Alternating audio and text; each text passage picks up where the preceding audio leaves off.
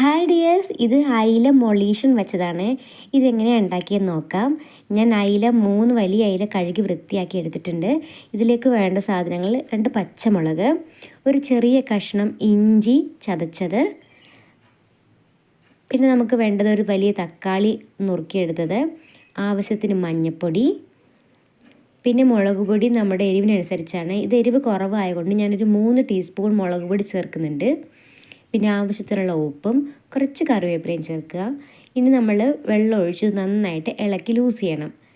നന്നായിട്ട് ഇളക്കിയതിന് ശേഷം ഞാൻ ഇതിലേക്ക് ഒരു ചെറിയ സവോള കൂടി അരിഞ്ഞിടുന്നുണ്ട്. ഇനി നമുക്ക് പുളി ചേർക്കാനുണ്ട്. പുളി നമ്മൾ വാളൻ പുളിയാണ് എടുക്കുന്നത്. ഇത് ഞാൻ കുറച്ച് വെള്ളത്തിൽ അലിയാൻ വേണ്ടിയിട്ടിട്ട് കുതിർത്തെടുത്തിട്ടുണ്ട്. അപ്പോൾ നമ്മുടെ ഗ്രേവി തിളച്ച് വരുമ്പോൾ അതിലേക്ക് നമ്മൾ അരിഞ്ഞ് വൃത്തിയാക്കി വെച്ചിരിക്കുന്ന മീൻ നുറുക്കിയതൊക്കെ ഇട്ട് കൊടുക്കുക. എന്നിട്ട് നമ്മൾ ഇത് മൂടി വെച്ചിട്ട് ഒന്ന് വേവിച്ചെടുക്കണം. ഇപ്പം ഒരുവിധം വെന്തിട്ടുണ്ട്.